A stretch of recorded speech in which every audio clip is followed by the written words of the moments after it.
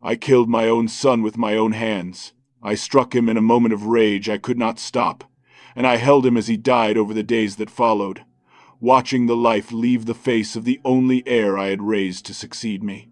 That is the moment history uses to define me.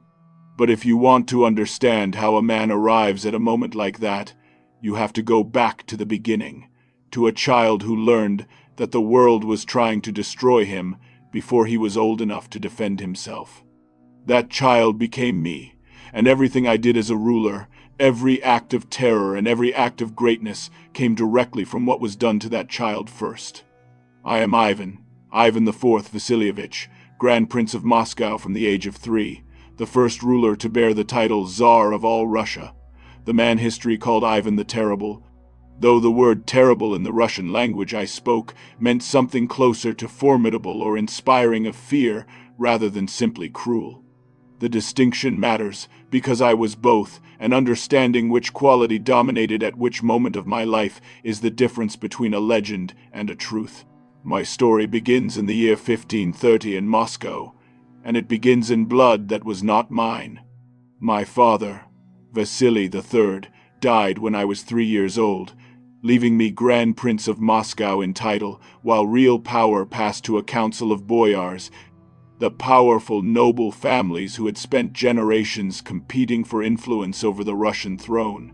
My mother, Elena Glinskaya, served as regent, governing in my name with intelligence and real political skill, but she lasted only 5 years. When I was 8 years old, she died suddenly. The official cause was never established with certainty. The most likely explanation, confirmed by modern analysis of her remains, was deliberate poisoning by boyar rivals who had no interest in a strong regent limiting their power. I was 8 years old, and I had already lost both parents, one to illness and one to what I was almost certain was a deliberate act by the men who were supposed to serve and protect me.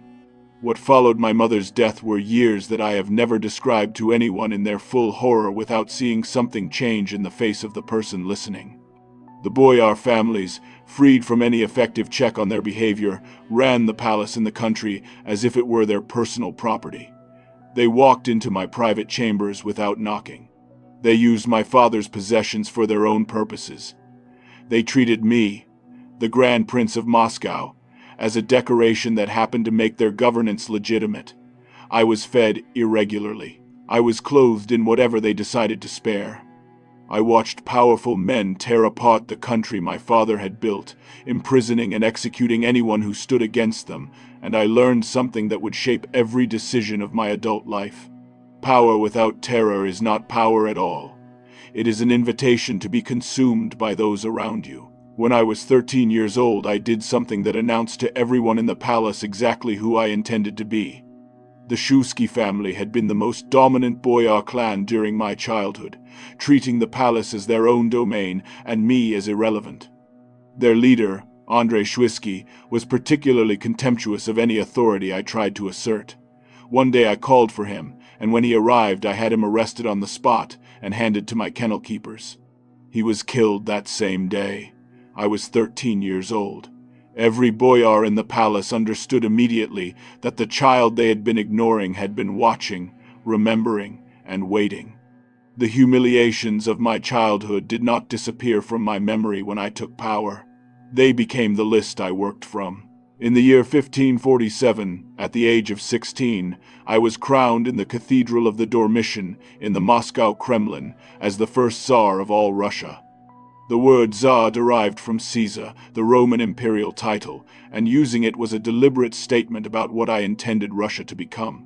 Not a collection of competing principalities, not a state that paid tribute to anyone, not a country that the great powers of Europe and Asia could treat as a secondary power.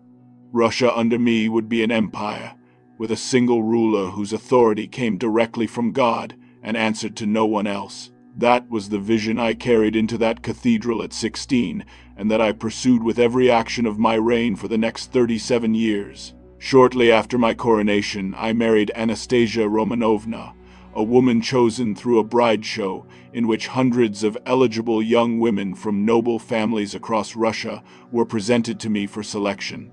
I chose Anastasia not for political calculation but for something more immediate and more difficult to explain.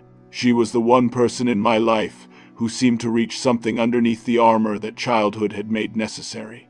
She calmed the rages. She brought me back from the edge of the paranoid episodes that had been building since childhood. She made me, for the 13 years of our marriage, something closer to a functioning ruler than I could manage before or after her. The early years of my reign, the period historians call the good years, happened largely because she existed. I reformed the legal code, creating the Sudebnik of 1550, a comprehensive legal framework that established consistent laws across all Russian territories. I reorganized the military, creating the Streltsy, Russia's first standing professional army armed with firearms, which gave Russia a military capability it had never previously possessed. I convened the First Zemsky Sobor, an assembly of representatives from across Russian society that served as an early form of consultative governance. I reformed the church administration and established the first Russian printing press. These are the achievements of my early reign that history buries under the terror of my later years, and I want you to know about them because they are as real as anything else I did. The military achievement of my early reign that defined Russia's power in the eyes of the world was the conquest of Kazan in 1552. The Kazan Khanate had been a constant threat on Russia's eastern border for generations, raiding Russian settlements, taking captives as slaves, and representing the last significant remnant of the Mongol world that had dominated Russia for 2 centuries. I led the campaign personally, something Russian rulers rarely did, riding with my army rather than directing from a safe distance. The siege of Kazan involved extraordinary military engineering, including the tunneling of mines beneath the city walls. When the walls were blown apart and my forces poured into the city, I entered Kazan myself on horseback. The victory was total. Russia's eastern frontier was secured and expanded in a single campaign. The people of Moscow celebrated for days, and I returned to a city that treated me as something between a military hero and a divine instrument. The Cathedral of St. Basil, whose colored domes still define the skyline of Moscow today, was built to commemorate that victory. Then, in 1560, Anastasia died. She was 30 years old. The official cause was illness, but I was convinced with a certainty that modern analysis of her remains has since supported by finding traces of mercury and lead poisoning, that she had been deliberately killed by boyar enemies who understood that she was the single most stabilizing influence in my life, and that removing her would destabilize me in ways that no military defeat could achieve. They were right. What died with Anastasia was not simply the woman I had loved. What died was the part of me that believed the world contained anything that could not be taken away. The paranoia that had been building since childhood, held partially in check by 13 years of her presence, came loose from whatever restraint had been holding it. What came next was the version of me that history remembers most. In 1564, my closest military advisor, Prince Andrei Kurbsky, defected to Lithuania and immediately began leading military raids against Russian territory, becoming the most visible symbol of what I had always feared most, that the boyar class was fundamentally disloyal, and that betrayal was not an occasional risk, but a permanent condition of Russian governance. I responded by doing something that shocked everyone in Russia and that had no real precedent in Russian political history. I left Moscow. I traveled to the estate of Alexandrova Sloboda and sent 2 letters back to the city. One accused the boyars and clergy of treason and embezzlement and announced my abdication. The other addressed the common people of Moscow, assuring them that my anger was directed at the nobility and the church, not at them. The result was exactly what I had intended. The boyars panicked. The people of Moscow, terrified of what an ungoverned Russia would mean for them, demanded that the boyars bring me back. I returned on my own terms, with conditions that gave me powers I had never previously held. Those conditions included the creation of the Oprichnina, a state within the state, a separate territory carved out of Russia that I ruled with absolute personal authority, and a personal force of men sworn directly to me called the Oprichniki. What I built with the Oprichniki was something that had no real equivalent in the Europe of that time. They dressed in black, rode black horses, and carried as their symbols a dog's head and a broom, representing their duty to sniff out treason and sweep it from Russia. They operated with complete immunity from the normal laws of the land. They could arrest, question, execute, and seize the property of anyone I designated as a traitor without oversight or appeal. I used them to break the power of the boyar families that had dominated Russia since before my birth, destroying the great estates, executing or exiling their owners, and redistributing their lands to men who owed their position entirely to me personally. The violence of the Oprichnina period was systematic in a way that distinguished it from simple cruelty. I was not interested in random terror. I was interested in the permanent destruction of a class of people who had spent my entire childhood demonstrating that they would kill anyone, including a regent mother, to maintain their grip on power. The methods used against those I designated as traitors were brutal, and I will not detail them here beyond saying that they were designed not just to kill but to make the example impossible to ignore. Executions were conducted publicly, sometimes in elaborate and theatrical ways, because the entire point was that everyone watching should understand exactly what the consequences of treason were. Whether those methods went further than the political necessity that justified them is a question I have asked myself and answered differently at different points in my life. What would you have done? If you had spent your childhood watching powerful men destroy your family, poison your mother, steal from your country, and treat you as a tool for their own ambitions, and then when you finally had the power to stop them, they began defecting to your enemies and leading military raids against your people. There is a version of my story where the terror of the Oprichnina is simply the logical conclusion of a childhood that taught me the only reliable language of power. There is another version where a man with my history and my temperament used genuine grievances to justify acts that went beyond any reasonable definition of justice. Both versions are true. That is what makes my story impossible to reduce to a simple verdict. The Massacre of Novgorod in 1570 represents the darkest chapter of my reign outside of what I did to my own son.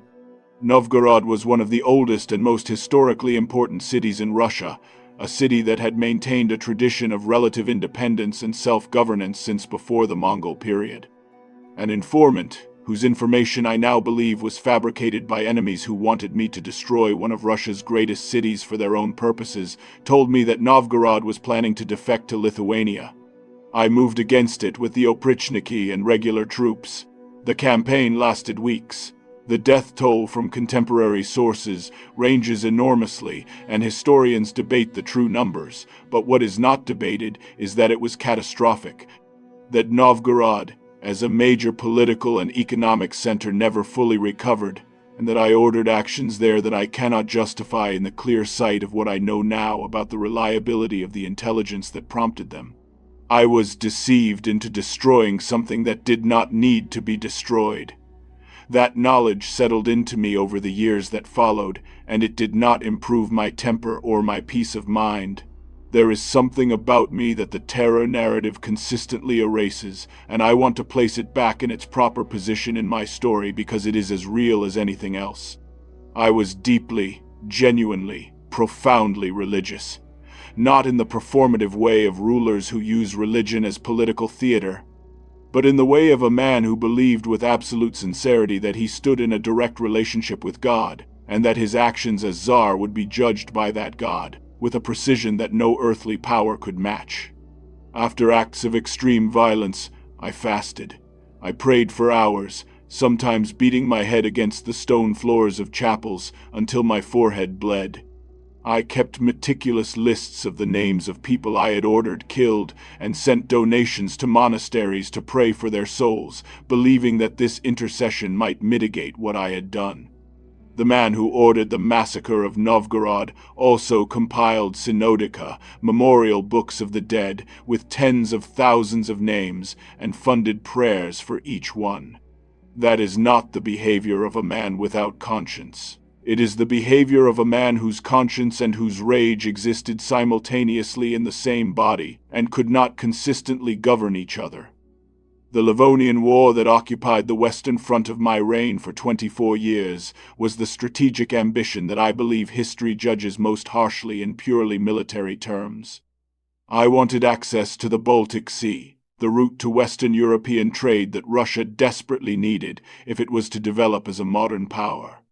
The war began promisingly, but became a grinding conflict against a shifting coalition of opponents, including Poland, Lithuania, Sweden, and the Livonian Confederation, that I was ultimately unable to win. The war drained Russia's resources, depopulated border regions through fighting and displacement, and ended without the Baltic access I had sought. It was the great military failure of my reign, and it coincided with and intensified the domestic terror of the Oprichnina in ways that created a cycle of instability I was never entirely able to break. Then came the moment that destroyed me from within more completely than any external enemy ever managed. November the 16th, 1581. I went to the chambers of my son, Ivan Ivanovich, my eldest surviving son and the heir I had raised and educated for the throne, the young man on whom the entire continuation of everything I had built depended. There was an argument. The accounts differ in their details, as they always do when the only witness is the one with the most reason to be less than fully truthful in their recollection. What is not disputed is that I struck my son with my iron-tipped staff, and that the blow caused a head wound from which he never recovered. He died 4 days later in my arms. I want you to sit with what that means. I was a man who had survived the destruction of my family, the poisoning of my mother, the humiliations of childhood, the betrayal of my closest advisor, the death of Anastasia, decades of war on multiple fronts. I had survived all of it through a combination of intelligence, ruthlessness, and the particular determination of someone who has been taught by childhood that survival requires the willingness to do what others will not. And then in a single moment of rage that I could not stop and could not take back, I destroyed the future I had spent my entire life building. My son Ivan Ivanovich was not just my heir. He was the only person who had shown genuine capacity to rule what I had built. The son who remained, Fyodor, was a gentle and deeply pious man who had no interest in governance and no capacity for the kind of rule that Russia in that period required. I had, with my own hands, ended the Rurik dynasty that my family had maintained for 7 centuries. The 3 years between my son's death and my own were the years of a man who had lost the thing that gave his power its purpose. I continued to govern. I continued to plan. I began negotiations for a possible marriage with Mary Hastings, a relative of the English Queen Elizabeth I, in an alliance that would have been extraordinary if it had materialized. I sent diplomatic missions and received foreign ambassadors. But something essential had gone out of the machinery. The rage that had driven me for 50 years had turned in on itself and had nothing left to consume but what remained of me. I died on the 18th of March in 1584. The circumstances were almost absurdly undramatic for a man whose life had been defined by extremity. I was playing chess with my favorite companion Bogdan Belsky when I collapsed. I was 53 years old. The official cause was a stroke. Though modern analysis of my remains has detected extremely high levels of mercury in my bones, consistent with poisoning, or with the heavy use of mercury-based medical treatments that were common in that period for a variety of conditions. Whether I was poisoned or simply destroyed by the accumulated weight of everything I had put my body through across 5 decades, the conclusion was the same. The first Tsar of all Russia died over a chessboard, in a room that was quiet for the first time in years, while Russia held its breath and waited to see what would come next. What came next was the time of troubles, 15 years of civil war, foreign invasion and dynastic collapse that confirmed everything I had ever believed about what happened to Russia when strong central authority was removed. I had been right about that, at least. Russia, without an iron hand at its center, fell apart almost immediately. It simply turned out that the iron hand I had spent my life perfecting had also been the hand that killed my own son and emptied the throne I had created. What I left behind was a Russia that did not exist before me. I consolidated territories that had been separate principalities into a unified state. I expanded Russian territory eastward into Siberia through the campaigns of the Cossack Yermak Timofeyevich, opening a frontier that Russia would continue pushing for centuries until it reached the Pacific Ocean. I created the administrative, legal, and military foundations that Russia's later rulers, including Peter the Great, built upon and refined. The Russia that would eventually become one of the great world powers was built on the framework I established, for better and for worse, with blood and with bureaucracy in roughly equal measure. I am not asking you to admire what I did or to forgive it. I am asking you to understand that the history of nations is almost never made by comfortable men making comfortable choices, and that the Russia that came after me was shaped as much by the worst moments of my reign as by the best. I wonder what is going through your mind right now, at this point in my story, because I think what most people feel when they truly hear all of it, not just the terror but the childhood, not just the Oprichnina but Anastasia, not just the Massacre of Novgorod but the meticulous books of the dead, not just the killing of my son but the 3 years I lived with what I had done, is something more complicated than simple condemnation. I am not asking you to decide that I was good. I was not always good. I am asking whether you think a child who watched his mother poisoned and his world stripped away before the age of 8, and who then spent 50 years trying to make that world impossible to strip away again, was something other than the product of everything that was done to him first. I do not have a clean answer to that question. I am not certain one exists. The Russia that Peter the Great would make a European power a century after my death, the Russia that would defeat Napoleon, the Russia that would eventually span 11 time zones from the Baltic to the Pacific, began as a collection of competing principalities that I forged into a single state through will and terror and administrative genius and paranoid destruction in proportions I could never entirely control or always distinguish from each other. That is my legacy. Both things, all of it, simultaneously. A country that exists because of what I built and what I destroyed, and the impossibility of separating one from the other. I am Ivan. Ivan the Terrible. Ivan the Formidable. The first Tsar of all Russia. And although history chose the darkest chapters of my reign to define my name, here I remain, in the borders of a country that did not exist before me, in the legal and administrative foundations that every Russian ruler after me inherited and built upon, in the cathedral whose colored domes still stand in Red Square today, built to celebrate the first great victory of the empire I created, in the impossible question of whether the man who built Russia and the man who destroyed his own son were the same man or two men trapped in one body who could never fully govern each other. History has been trying to answer that question for 5 centuries. I suspect it will be trying for 5 more.